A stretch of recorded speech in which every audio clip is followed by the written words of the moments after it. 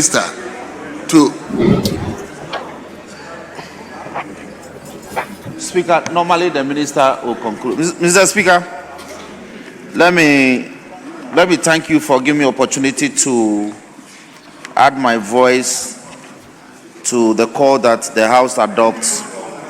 The House adopts the report of the Committee on Rules and Transportation for the approval of the sum of 5.3784583590 billion for the work of the ministry for 2026. Mr. Speaker, it's shocking that the then majority leader 12 months ago here, Mr. Speaker, he was here. He launched programs that he had long started and expended public money on them before he launched them. Planting for food and jobs. One village, one dam. One district, one factory. They were begun and public expenditures were spent on them before they were launched. Today they tell us that they are surprised that Big Push has expended money on projects that had been begun earlier this year. They haven't heard them before. And because the launch was in September, so to them, the expenditure on those projects could only occur after September. What the logic? Mr. Speaker, they should be thanking this government that we are continuing with road projects that they couldn't complete, one. And we are also launching massive road projects, including in areas like Winneba and Efutu. Instead of thanking this government that we are even running dual carriageways from Winneba roundabout towards Swedro, you won't praise government for it. You are here talking about figures. Those figures, the reports emanated from the committee. The committee consists of members from this side and this side. So it can never be true that this budget and the report was not properly interrogated. All the agencies appear before the committee. So, Mr. Speaker, by all means we can debate on the matter, but let's set the facts right. We should rather encourage the ministry to ensure that the funds that have been allocated for its work are effectively applied by the contractors, to ensure that there are no delays, so that next year we can ask for more allocation to the ministry so they can do more. Because, Mr. Speaker, when, for instance, the Accra-Kumasi Expressway is done, the amount of jobs it will generate and the kind of the transformation it will bring to this economy will be massive. They won't praise government for all these things. So, Mr. Speaker, people are dying on the Accra-Winneba road, the most dangerous road. And we are making efforts to have it rehabilitated and improved. And one of the major beneficiaries along that highway, he says what? Quick response from drivers. Mr. Speaker, I want to commend the road minister for ensuring that all these roads that hitherto were abandoned, is committed and slated them for major attention. I want to urge the House to adopt the report so the minister and his ministry can implement the programs properly outlined in the report contained in Appendix, Mr. Speaker, in Appendix A, attached to the report, comprehensively outlined, so that next year when we can, we'll praise him and ask that he can do more. Mr. Speaker, with this way, I thank you for the opportunity. I'll come to you. I'll come to you. Yes. Mr. Speaker, thank you Mr. Speaker, this is a House of Records. The unnumbered page, Appendix A, which contains Big Push Program Project, Winneba Takrade. Mr. Speaker, these are projects that feasibility studies had long been done. Mr. Speaker, the NDC came to meet the Winneba project ongoing. Mr. Speaker, in my early days in practice, one thing I learned, which he also learned same, was to deal with issues. Mr. Speaker, the issues that we raise from this side of the house, Mr. Speaker, were very clear. You have provided for Big Push. At the time you launched the Big Push, to the time that these monies you said you had disbursed was just 1 month plus.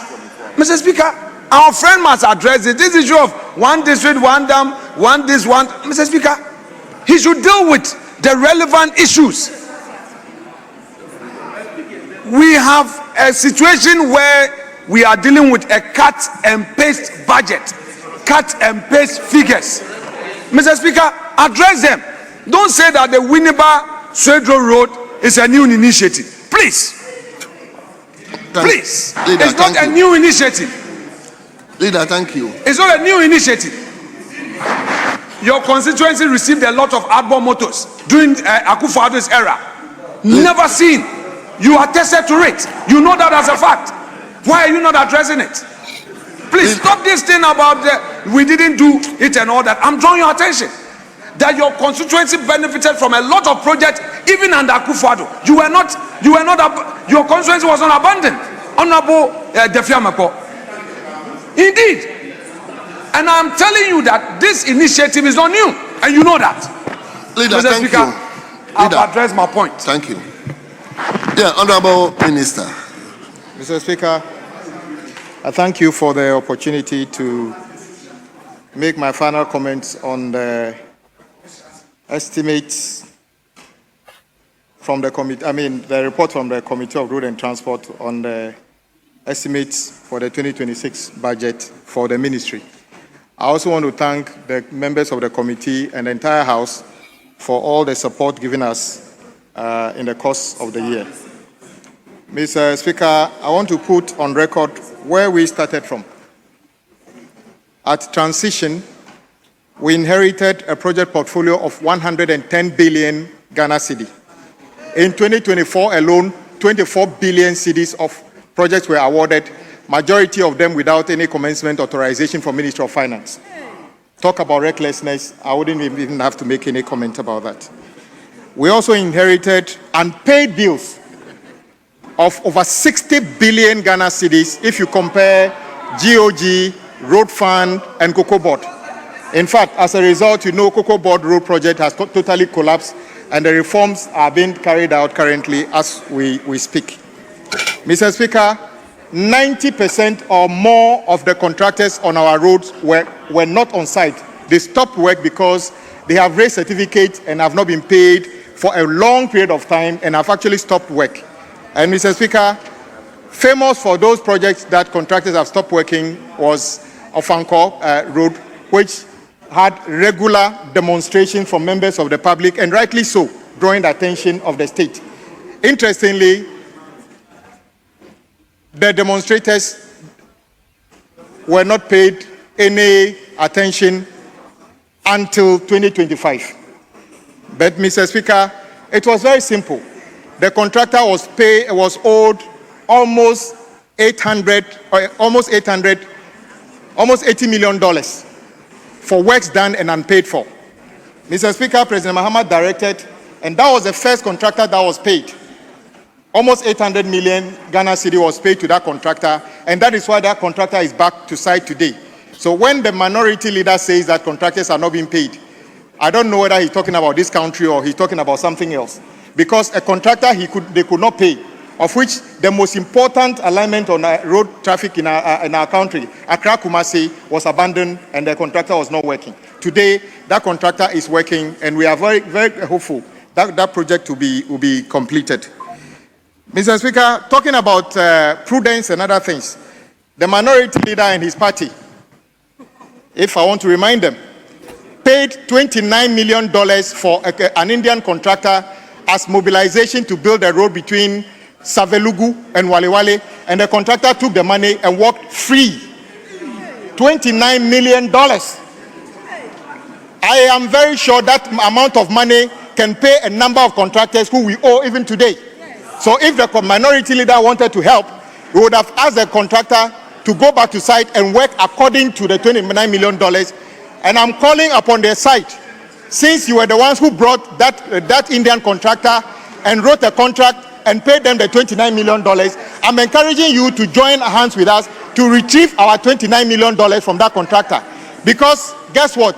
One of the most dangerous roads still in our country is the road between Savelugu and Walewale. Minister. It's still dangerous. Minister, hold on. Mr. Speaker, before I sit down, I would agree. But I noticed that when my colleagues on this side were making presentation, in fact, even the minority leader was encouraging us to take a point of order. We did not, because we wanted it to flow. But today, just because I'm speaking, he did his part and left. And then another one Honorable Minister. I will yield, Mr. Speaker. Yeah, Kabiru. Mr. Speaker, thank you very much. And I want to state that we are not doing this lightly. We believe that a House of Record must actually speak to the records and the facts as they are. And if the minister responsible for roads and highway informed this House that arrears was in excess of 60 billion, when the Controller Accountant General had given us a clear sense of the arrears of around 40 billion, that has to go to record. As a statement, the Finance Minister, even coming back to this particular House, updated his records. As a matter of fact, in the 2025 budget, Mr. Speaker, that particular inflation of the area gave us a false sense of fiscal deficit on commitment basis. We raised it, so the records must speak to the actual record. Mr. Speaker, the other issue is that we are raising an issue of mistakes on the face of the budget. Mr. Speaker, that mistake is what we expected him to respond to, not to be doing other engagement, because the mistakes are so clear that when you present a 2025 budget, thank you, Mr. Speaker, thank you, that is the whole argument. Thank you. Yes, Minister. Mr. Speaker. Mr. Speaker. Just take you off. When my colleague, a good friend, got up, I thought, since I mentioned his constituency, of which a contractor was paid $29 million, I thought he was going to help me get that money. Let me help him. Let me help him. I told you already, me, when I say things in this house, you can take me on. Go and check the facts. At transition, you reported road fund was owing 5 billion. Today, it is 8 billion. So which record are you talking about? And I came here, hold on. You said, Honorable Oponkruma, you said things that I don't agree with. I kept quiet. It is not your turn to get up and speak. Get up. No. I said you said to get mention. No, I'm not yielding to you. I'm not yielding to you. Mr. Speaker. No. Mr. Speaker, he said some things. I'll come back to those things. Mr. Speaker, I said earlier when I was making my comment on the policy part of the statement that it is not unusual that when you have certain figures at transition, especially with road ministry, it is not a static figure. It keeps changing because contractors keep bringing in certificates on daily basis. So even the 8 billion I talked about today, I could get to the ministry, it could be 9 billion. It is not a crime.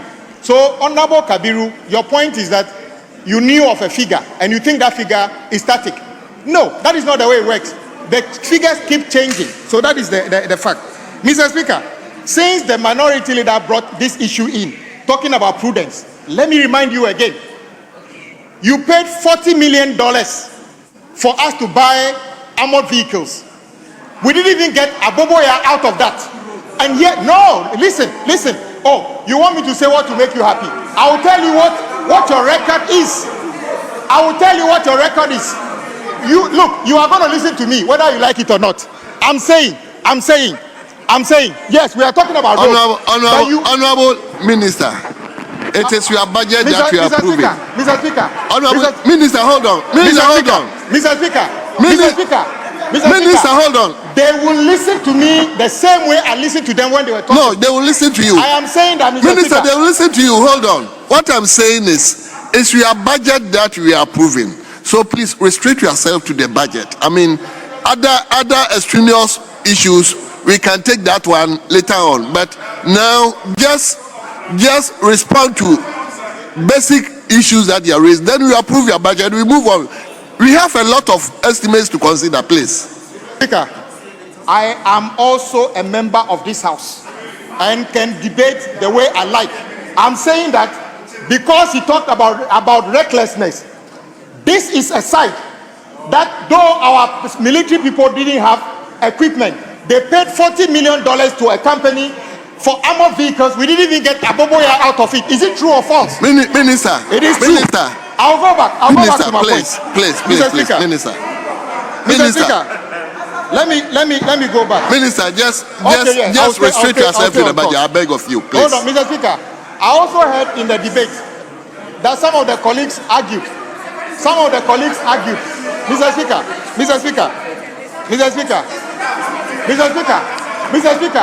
you will need to be. Minister, please. Mr. Speaker, please. Mr. Speaker, hold on. You will be giving a. Hold on. Mr. Speaker, hold on. Mr. Speaker, we had agreed that we will not interrupt the debate. If there are issues, you note it down. And is he on his feet on a point of order? So wait, let him catch the speaker's attention.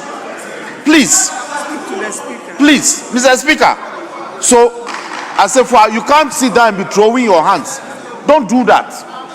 Let's have some sanity. So all I am saying is that the debate has begun.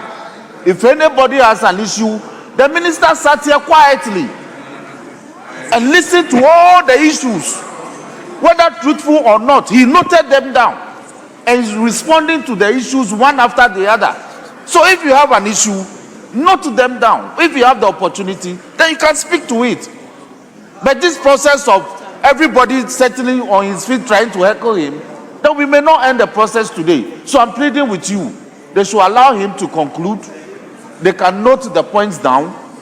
This is not the end of the debate. There are a lot of reports to be taken. The issues can be raised.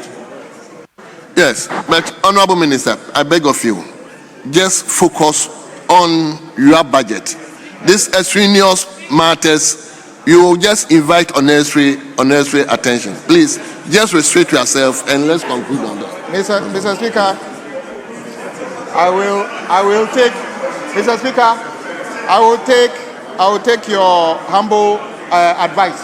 But Mr. Speaker, I repeat, I sat here quietly.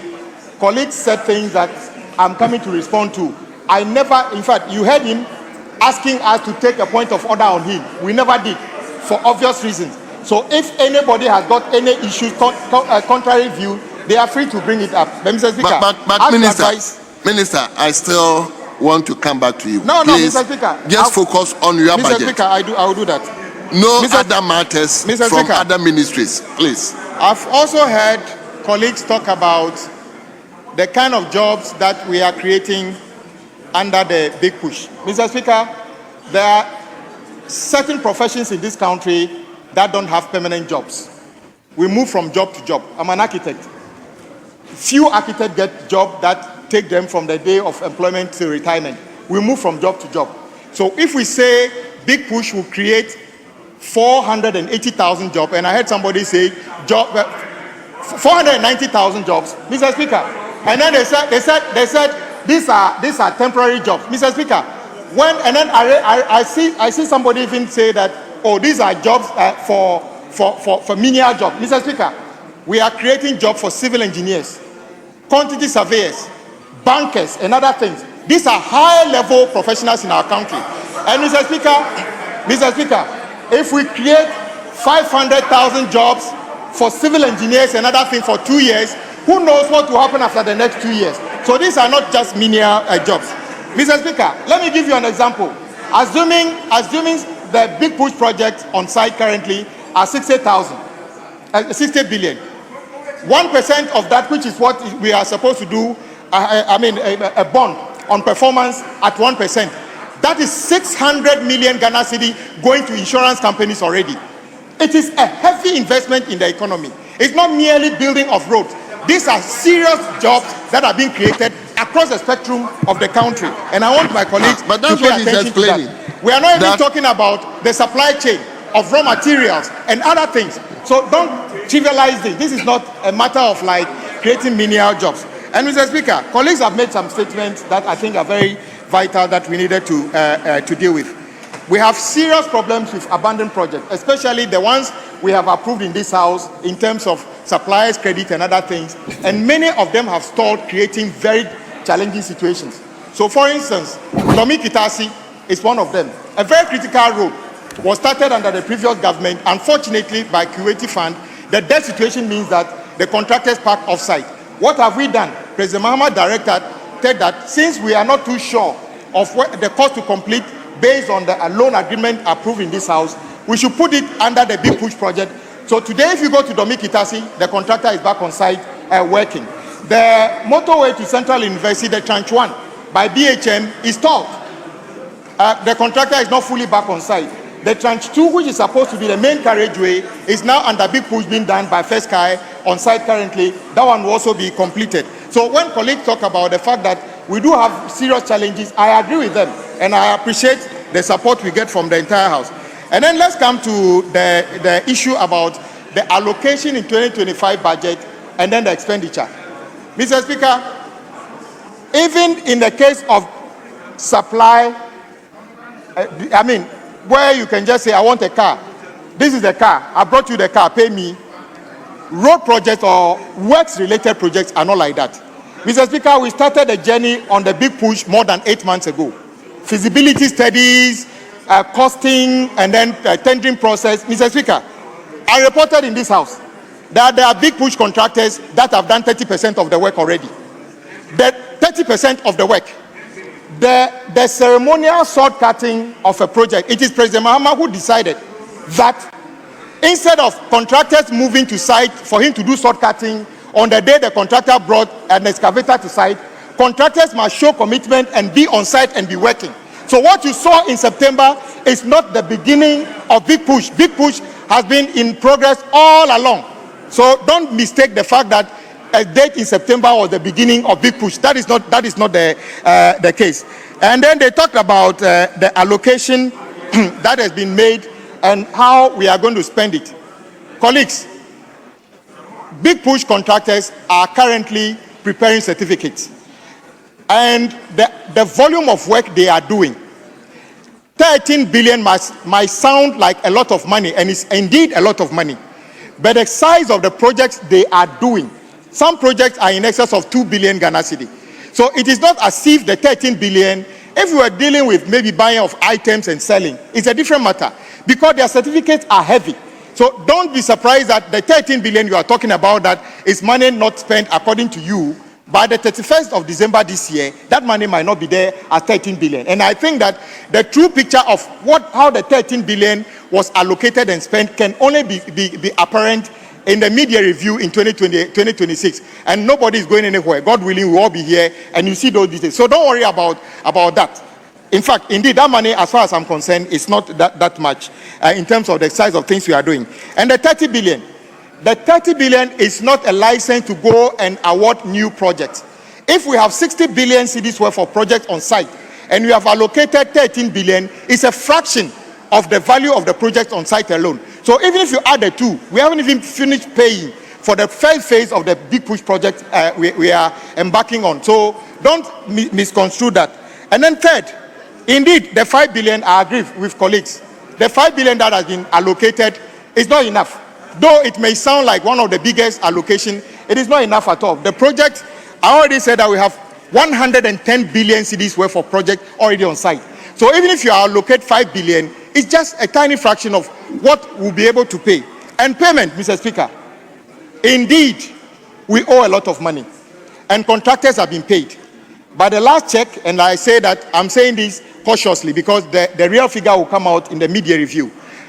Contractors have been paid already close to 6 billion cedis based on arrears, not big push, in terms of arrears. So contractors have been paid up to almost 6 billion cedis already as arrears. The one that the minority leader talked about, which is the money allocated for a road maintenance trust fund. Mr. Speaker, it is out of prudence that we decided that let's do the right thing. Indeed, when the Auditor General carried out validation of the certificate we came to meet, indeed, they discounted many of them.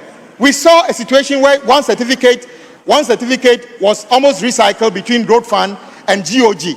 It is just important that we do these things. So as we speak, this week will be the end of the validation of the road fund certificate. The projection is that before the end of this month, the allocation made to road fund under the 2025 budget will be disbursed to the road contractors. So, Mr. Speaker, there's nothing in terms of mixed presentation in terms of those things. And then I heard somebody saying that some of the projects were already on site. Mr. Speaker, as a matter of fact, the interchange at Winneba Runabout, now Winneba Interchange, was not part of it. But guess what? That project is ongoing. And the project between Winneba and Mankesin is a new project. And the contractor is currently on site. If you use that alignment, you see it. Mr.